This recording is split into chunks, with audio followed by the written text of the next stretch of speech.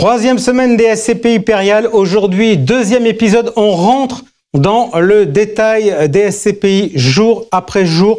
On commence aujourd'hui avec PF Grand Paris. Ils seront avec moi pour chacune. Je vous les présente de suite. Elle est directrice commerciale et marketing de Périal AM, Laetitia Bernier. Bonjour. Bonjour Jean-François. Elle est directrice RSE et innovation de Périal AM, Anne-Claire Barbery. Anne-Claire, bonjour. Bonjour Jean-François.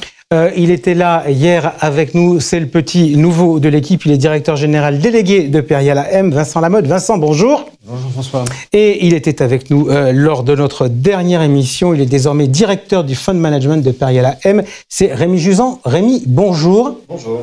Alors hier, on a fait de la politique pour essayer de voir les grandes tendances qui bougeaient. Je voudrais qu'on fasse de l'opérationnel à l'occasion des assemblées générales qui se tiendront donc prochainement.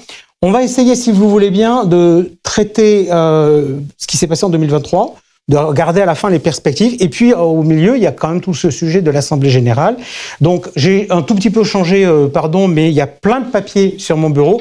J'ai même sorti mes lunettes parce que j'ai lu tous les rapports, les résolutions pour vous poser des questions. Première question simple pour vous, Rémi. On fait un point de l'activité en 2023. Je voudrais qu'on commence par, comme ça on aura traité les sujets un peu compliqués au début et le départ. Mi-septembre, vous prenez la décision de bouger la valeur de part de PF Grand Paris. Pourquoi ? Alors effectivement, mi-septembre, nous avons fait pendant l'été l'objectif et l'exercice de valorisation du patrimoine. Et nous avons des experts qui nous disent que les valeurs immobilières vont continuer à baisser. Donc on prend la décision d'anticiper les valeurs au 31 décembre et on décide de baisser le prix de part de PF Grand Paris pour avoir un prix de part qui reflète au plus juste la valeur du patrimoine. Est-ce que l'ampleur de la baisse est liée à la sensibilité bureau de la SCPI ? Alors la SCPI est à 95% bureau et effectivement on l'a vu lors de cette crise immobilière qu'on a pu vivre en 2023, ce sont les bureaux qui ont été les plus touchés. Donc oui, la baisse de Grand Paris est liée à son patrimoine bureau qui ont été plus volatiles que d'autres classes d'actifs en cette période. Ça m'amène à poser la question. Là, on parle de bureaux. Quelle est la stratégie de PF Grand Paris, Laetitia ? C'est une SCPI thématique ? C'est une SCPI généraliste ? Alors, effectivement, comme son nom l'indique, PF Grand Paris investit dans le Grand Paris. Dans le Grand Paris. Alors, le Grand Paris, pour quelques rappels, le Grand Paris, c'est le projet d'infrastructure peut-être le plus ambitieux au monde, avec qui prévoit d'abord de connecter la banlieue à Paris pour faire de Paris la 5e métropole au niveau mondial. Donc une ambition affichée et très claire, avec la création de 68 nouvelles gares dans ce Grand Paris, la création d'un réseau ferroviaire de plus de 200 km créés, avec la création de logements également, 8000 logements créés près de ces 70 gares, et la création à partir de 2030 de 100 000 emplois supplémentaires. On est dans l'additionnel. Donc on est sur l'accompagnement d'une thématique qui est le Grand Paris, très ambitieuse, et le patrimoine de PF Grand Paris s'inscrit dans cette thématique. Aujourd'hui, la logique, c'est quoi ? C'est une proximité par rapport au transport ? 98% du patrimoine de PF Grand Paris est situé près d'un axe de transport, que ce soit métro, RER, par exemple. Ok. Est-ce que l'an dernier, Vincent, je me tourne vers vous, est-ce que l'an dernier, il y a eu des acquisitions qui ont été faites sur PF Grand Paris ? Alors oui, tout à fait, puisque nous avons acquis un hôtel B&B en proche banlieue parisienne sur le véhicule pour une vingtaine de millions d'euros. Voilà, un rendement de marché qui a été confirmé par les valeurs d'expertise. Laetitia, c'est quoi ? C'est le début d'une logique de diversification dans la typologie des actifs de la SCPI ? C'est un recentrage. Alors effectivement, aujourd'hui, c'est une SCPI essentiellement bureau. On trouve cependant du commerce et de l'hôtel, mais sa principale thématique, c'est le bureau. Et on a amorcé il y a quelques mois une stratégie de recentrage de la SCPI pour la diversifier sur de l'hôtel, sur du commerce, sur des surfaces plutôt intermédiaires qui n'excèdent pas 5000 m². Je vais chausser mes lunettes. Je suis désolé de vous apprendre ça, mais je porte des lunettes, surtout quand c'est écrit tout petit. Je reviens vers vous, Rémi, parce que je voudrais bien comprendre des choses. Lorsque je regarde le rapport sur la SCPI, je vois l'acquisition du B&B à Saint-Ouen. Je vois un indicateur. Alors, on me met des différents éléments et on me met un nouvel indicateur, c'est NIY. C'est quoi NIY ? Alors effectivement, c'est un anglicisme qui veut dire Net Initial Yield, donc c'est le taux de rendement initial net. Initial, ça veut dire effectivement à l'acquisition, c'est donc le loyer net divisé par la valeur de l'actif. 5%, il y a marqué sur ce BNB. J'ai tendance à dire pour de l'hôtellerie, c'est pas beaucoup. Vous avez acheté cher ? Alors, on a acheté, effectivement, on a sourcé la transaction de début 2023, donc le marché n'avait pas encore évolué, mais les experts à mi-juin et à fin décembre 2023 ont confirmé la valorisation de l'actif. Donc finalement, les experts nous ont confortés dans notre prix d'acquisition. Parfait. On regarde ce qui s'est passé en 2023 avec vous. Si on regarde la situation locative, oui. Comment s'est passé ? Parce qu'on a beaucoup parlé de l'évolution des prix de part, mais la matière première, c'est quand même des locataires, des immeubles qui sont loués. Quelle a été la situation sur la situation locative sur PF Grand Paris ? Alors la situation locative s'est bien tenue. On a eu une bonne année opérationnelle. Le TOF a légèrement progressé entre la fin 2022 et la fin 2023. On est arrivé à 92,6% de taux d'occupation financier. Et c'est donc évidemment cette activité locative qui a soutenu la distribution de la SCPI tout au long de l'année et qui a fait qu'on a pu avoir un dividende supérieur à l'année 2022.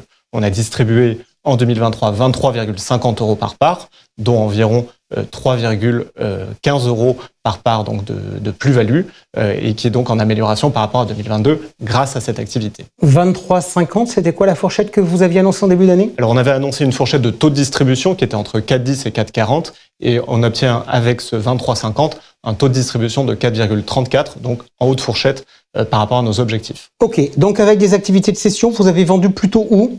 Alors on a vendu, on continue à vendre, et malgré le contexte économique qu'on a connu qui était peu propice à la cession, on a vendu 6 actifs dans la SCPI, essentiellement en région. On a parlé avec Laetitia tout à l'heure du recentrage.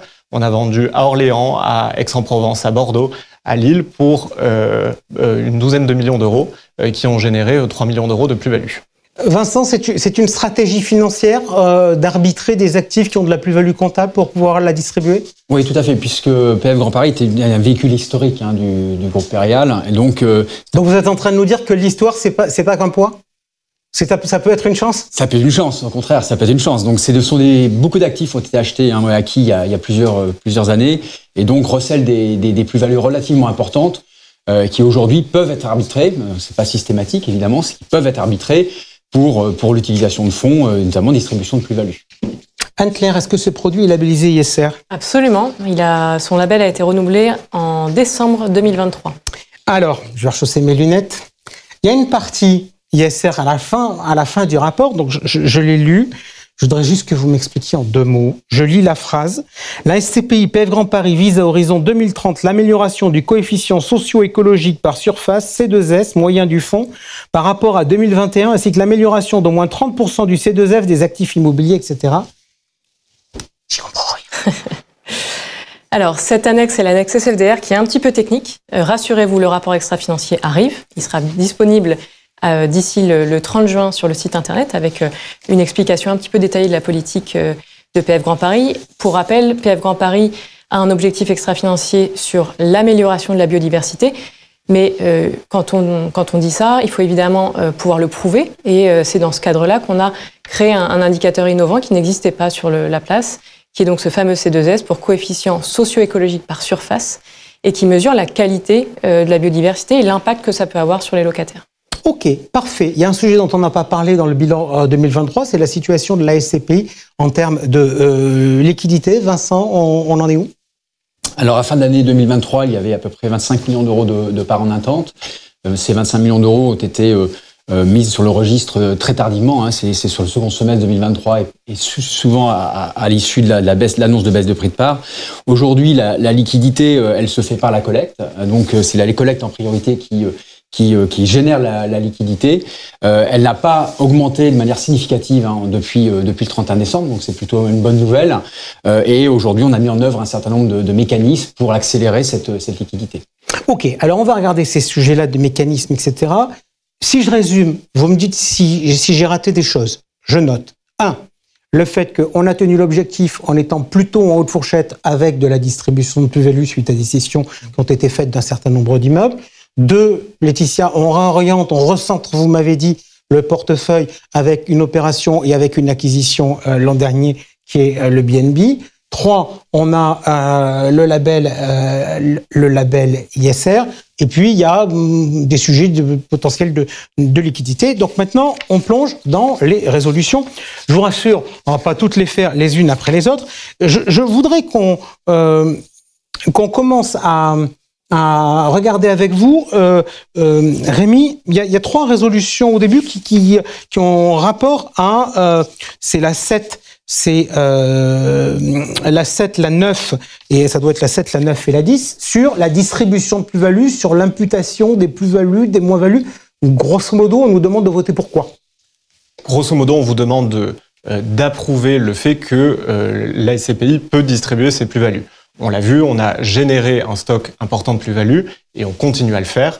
On y reviendra, on a déjà en 2024 généré de la plus-value cession avec un actif et ce qu'on demande à nos associés, c'est donc de voter le fait que ce stock de plus-value qu'on constitue peut être distribué régulièrement. Donc c'est d'ailleurs pour ça qu'on commence à distribuer du stock à partir du 2e trimestre, puisqu'on le vote en juin, et à partir de juillet, octobre et janvier, on a des distributions de plus-value. D'accord, ça veut donc dire que vous voulez rentrer dans une stratégie où on va vendre des immeubles pour dégager de la plus-value, c'est ça? Alors, PF Grand Paris, on l'a vu, un patrimoine important, avec un patrimoine qui a été constitué dans les années 60, 70, 80, etc. Et effectivement, on a des immeubles qui ont des plus-values extrêmement importantes. Et ça fait partie de la stratégie du véhicule d'aller distribuer de la plus-value, d'aller en générer avec des cessions et d'aller faire tourner le patrimoine pour distribuer cette plus-value qui est due aux associés. Ok, j'entends. Juste une petite question quand même. Est-ce que aujourd'hui, quand vous vendez plus cher ou moins cher ou au prix qu'il y a dans les valeurs d'expertise? Est-ce que vous avez une règle ou est-ce qu'on cherche à sortir des choses coûte que coûte? Alors aujourd'hui, la règle interne qu'on a, c'est que quand on définit un plan d'arbitrage, notre valeur plancher, donc celle à partir de laquelle on décide de ne pas vendre, c'est la valeur d'expertise. Donc du moment qu'on vend, on vend mieux que l'expertise. Après, est-ce qu'on est en plus-value ou moins-value par rapport à la valeur d'acquisition? Ça dépend de la date d'acquisition, bien évidemment. Et sur PF Grand Paris, comme on l'a vu, on arrive à créer des stocks importants de plus-value. Parfait. Donc ça, c'est pour l'associé qui a envie de rester. Il y a des associés qui ont envie de partir et qui aujourd'hui se posent des questions autour de la liquidité. Vincent, vous nous avez expliqué que la liquidité première, elle venait de la collecte nouvelle, de gens qui avaient envie d'acheter, qui permettaient d'assurer la liquidité. Quelles sont les autres solutions que vous mettez en œuvre pour essayer de trouver des solutions? Alors, pour ma copine Choupinette, sachant que les premiers qui sont dans le carnet d'ordre, c'est pas ma copine Choupinette, c'est des institutionnels, d'après ce que vous m'aviez dit hier. Tout à fait. Tout à fait. Alors, il y a effectivement sur le carnet d'ordre un certain nombre de vendeurs. 50% à peu près sur ce fonds, 50% de ces vendeurs sont ce qu'on appelle des institutionnels ou des fonds de fonds. Sont des gens qui sont placés en priorité sur le carnet d'ordre, puisque c'est eurodaté, c'est un carnet qui est eurodaté. Et donc, ce qu'on a essayé de faire, évidemment, c'est de mettre en relation des acheteurs et des vendeurs avec l'aide de conseils externes pour essayer de trouver de la liquidité en priorité à ces vendeurs par bloc de parts de SCPI, qui sont des montants assez importants, et donc trouver un accord entre acheteurs et vendeurs. Alors aujourd'hui, on a quelques résultats qui sont positifs. On n'a pas encore réussi à débloquer l'intégralité du carnet, mais on a bon espoir que dans les prochains mois, on ait des accords entre acheteurs et vendeurs, notamment sur le prix des parts, puisque le désaccord est évidemment sur les prix. Ok, donc dans les différentes solutions, il y a pour une SCPI capital variable, ce qui est le cas aujourd'hui de cette SCPI, la collecte nouvelle. Vous dites, là, on est en train d'essayer de trouver des accords entre des gens qui pourraient acheter des blocs des institutionnels. Il y a des résolutions. Rémi, on va les regarder ensemble, si vous le voulez bien. Alors, si je peux me permettre, il y a des résolutions qui sont déjà passées l'an dernier, qui permettrait de constituer un fonds de remboursement. Ça, on l'avait prévu l'an dernier sur la SCPI. Ça fait partie des outils que nous avons en SCPI pour créer de la liquidité parce que, comme vous le dites, finalement, il y en a peu. Il y a la collecte, il y a le fonds de remboursement qui, réglementairement, est très contraint et finalement, il ne reste pas grand-chose. Quand vous allez vendre des immeubles, ça pourrait servir à doter le fonds de remboursement? Absolument. Quand on vend un immeuble en SCPI, on peut choisir de rembourser de la dette, de doter un fonds de remboursement, de distribuer de la plus-value, c'est vraiment à notre main. Donc on pourrait aujourd'hui, surtout que comme Vincent et Eric l'évoquaient hier, on est dans un marché plus dynamique désormais, donc on voit qu'on a des volumes de cessions qui vont apparaître et donc on peut doter un fonds de remboursement. Dans la famille de la SCPI, donc c'est-à-dire dans les porteurs, il y a différentes typologies de porteurs. Il y a les porteurs qui ont besoin de liquidité, parfois contre un divorce, un accident de la vie ou des choses comme ça. Puis il y a des porteurs qui sont là en train de se dire, bah oui, moi, je suis là pour longtemps. Je suis là depuis déjà un certain temps. J'ai largement envie de continuer. Oui, il peut y avoir des questions sur le cycle immobilier.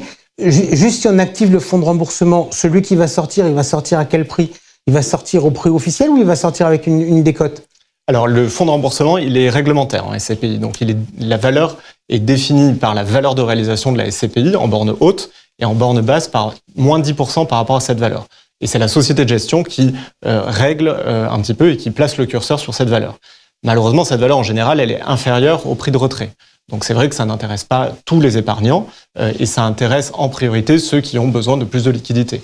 Donc ce qu'on va faire, c'est qu'on va venir interroger chaque épargnant et lui poser la question si oui ou non il veut passer par un fonds de remboursement. Et s'il refuse, c'est tout à fait son droit, il garde sa place dans le carnet, bien évidemment, et il sortira au moment voulu. Ok.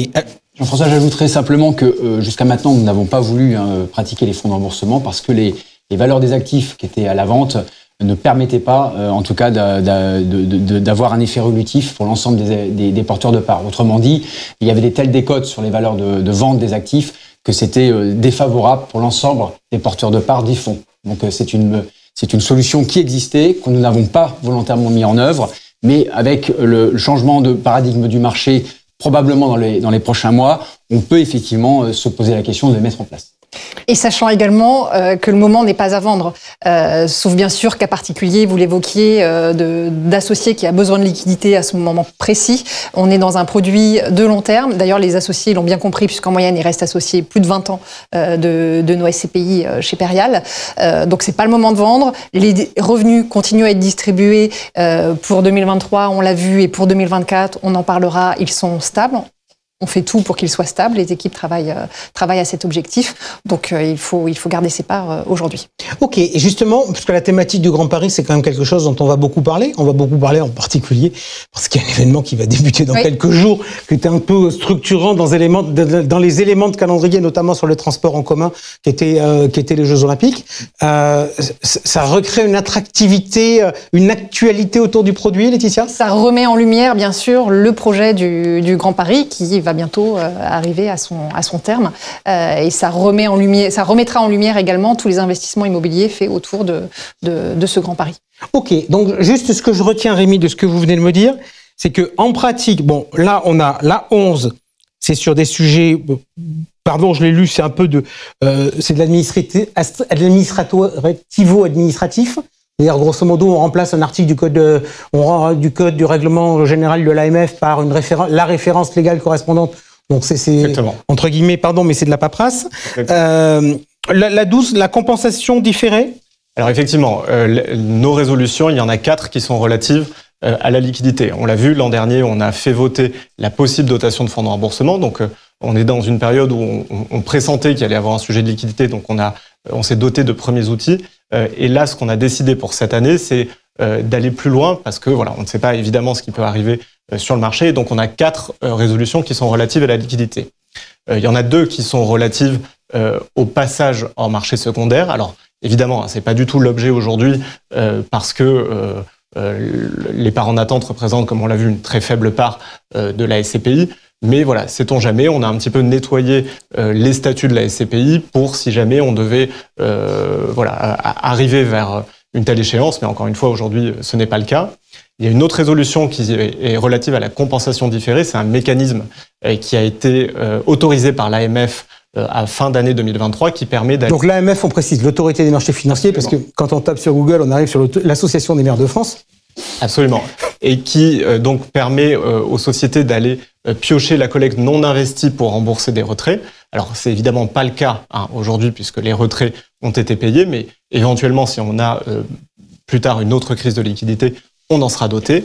Et enfin, la dernière résolution, c'est une relation relative, cette fois-ci, à ce qu'on appelle l'instauration de mécanismes de gates ou de limites qui fait que si on a le visa de l'AMF, elle est sous réserve de l'obtention du visa de l'AMF, on pourrait dire à des investisseurs institutionnels, comme on l'a évoqué, voilà, vous ne pouvez pas sortir plus de 4, 5, 6 millions en une seule fois, et ça nous permettrait d'éviter un blocage comme on a aujourd'hui. Dans les SCPI, il y a une structure qui s'appelle le Conseil de surveillance, oui. Donc qui est composé de porteurs, particuliers ou institutionnels. Ils ont quelle opinion sur ces résolutions? Ils sont Alors le conseil de surveillance est assez représentatif des porteurs de la SCPI, puisqu'aujourd'hui sur 9 membres du conseil, on en a 2 qui représentent des institutionnels, ce qui représente à peu près leur poids aujourd'hui dans la SCPI. Ces institutionnels, ils sont évidemment en faveur de la politique qu'on mène, puisque ils ont besoin eux aussi d'avoir de la liquidité et ils n'ont pas envie d'avoir un blocage. Là, avoir des tickets vraiment très importants, ça a créé cette situation de blocage. Alors que si on arrive à mieux les maîtriser, c'est évidemment meilleur pour la liquidité de la SCPI. Laetitia, question pratique, comment on fait pour voter à l'Assemblée générale? Parce que tout le monde ne pourra pas venir.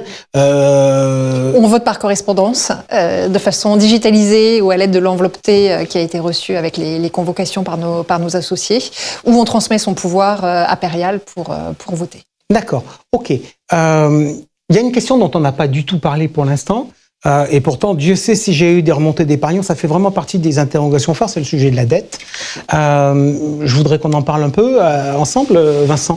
Où on en est sur la dette sur PF Grand Paris? Alors PF Grand Paris a évidemment fait appel au levier bancaire, comme beaucoup de véhicules, mais néanmoins de manière très limitée, puisque le levier bancaire représente 30% de la valeur des actifs, qui ont légèrement baissé. Donc c'était beaucoup moins, c'était même moins avant. Aujourd'hui, on a une dette qui est sécurisée à taux fixe, avec un taux moyen autour de 2,75%, qui est plutôt un taux bas, puisque les actifs dégagent des rendements bien supérieurs. Et puis, on a évidemment des échéances de dette, mais qu'on gère au quotidien, et soit par remboursement grâce aux ventes d'actifs, soit par des renouvellements avec nos partenaires bancaires. Ok, on va maintenant tout de suite attaquer les perspectives pour 2024 pour conclure cette séance. Je vais rester avec vous, tiens, Vincent. Il y aura des valeurs d'expertise au 30 juin? Oui, il y aura des valeurs d'expertise au 30 juin, effectivement. Aujourd'hui, là, on n'a pas les résultats, puisque évidemment, c'est en cours. Difficile de vous dire exactement où on en sera, mais en tout cas, notre conviction aujourd'hui, c'est que on a quasiment atteint le point bas de la baisse des valeurs, d'expertise en tout cas. Il y aura encore quelques ajustements à la baisse sur certaines classes d'actifs, mais néanmoins, notre conviction aujourd'hui, c'est que les valeurs sont quasiment arrêtées. Laetitia, question, dans l'émission d'hier, Eric nous disait que les valeurs d'expertise au mois de juin étaient une demande de l'autorité des marchés financiers. Pourquoi avoir refait des valeurs d'expertise cette année au mois de juin? Par souci de transparence envers nos épargnants, déjà associés dans le fonds, ceux à venir. Qui dit valeur et expertise ne dit pas forcément modification du prix de part. Aujourd'hui, PF Grand Paris a un prix de part qui est bien situé dans son tunnel, ce qui peut lui permettre d'absorber une légère baisse telle qu'on l'anticipe. Donc c'est simplement de la transparence sur les fonds immobiliers. Ok, ça m'amène maintenant à regarder la situation locative en ce début 2024. On en est où? Et quels sont les objectifs pour cette année? Alors la situation locative, elle se tient également en 2023. Donc on a de ce fait annoncé une fourchette entre 4,80 et 5,20%, qui est évidemment le reflet du nouveau prix de part de mi-septembre, mais l'objectif étant bien évidemment d'avoir un dividende stable par rapport à l'an dernier, voire en hausse. D'accord, sachant que la fourchette pour l'instant que vous avez communiquée, c'est sur le dividende 21,80, 23,80. Vous m'avez dit tout à l'heure que l'an dernier c'était 23,50. Ça veut dire qu'il va falloir taper le haut de la fourchette? C'est évidemment ce qu'on espère. Hein. Mais voilà, on se laisse une fourchette parce que quand on la définit en fin d'année, on a toujours évidemment des interrogations et des choses qui peuvent pas se passer comme on a prévu. Mais pour le coup, pour le premier trimestre, on est plutôt confiant. On a fait un très bon premier trimestre sur PF Grand Paris. On continue également sur le second. Voilà, donc on a du confort sur l'année. Et dernière question, est-ce que vous avez fait des cessions ou est-ce que vous en êtes? Puisque j'ai bien compris que dans la politique de distribution, il y avait les plus-values qui étaient importantes. A priori, j'imagine que si vous mettez un actif en vente en juillet ou en août, vous aurez du mal à l'avoir cédé avant le 31 décembre, vu comment fonctionnent les opérations immobilières en France. Donc, où est-ce que vous en êtes dans vos opérations d'arbitrage? Alors, on a déjà acté une vente fin mars pour environ 15 millions d'euros qui a généré 5 millions d'euros de plus-value. Donc, c'est un actif de bureau qui était à Nantes. Et on continue, on a 3 autres actifs, un qui est déjà sous promesse et 2 sur lesquels on est en due diligence aujourd'hui avec les acheteurs. Si on fait le total un peu de tous ces actifs, on serait sur une 50aine de millions. Donc, ça répondra à notre sujet de dette dont on a parlé, de fonds de remboursement, mais aussi de distribution de plus-value, puisque ces 50 millions, on générerait environ 25 millions de plus-value immobilière. Ok, donc du grain à moudre. Exactement. Parfait. Merci beaucoup à tous les quatre d'avoir été avec nous pour ce point. Je précise tout de suite dans les éléments pratiques que si vous faites comme moi et que vous regardez les rapports, sur la dernière page, il y a, si vous voulez être convoqué à recevoir les rapports en numérique et non pas en papier, eh bien, il faut s'inscrire parce que c'est une obligation légale. Vous ne pouvez pas le faire automatiquement. On ne peut pas le faire automatiquement et j'encourage tous nos associés effectivement à se déclarer opt-in pour recevoir ces convocations et ces rapports annuels de façon digitale depuis son espace privé sur perial.com. Super, merci beaucoup. On est vendredi. Bon week-end à vous tous. Et on se retrouve lundi pour parler d'une prochaine CPI. Lundi, nous parlerons de PFO.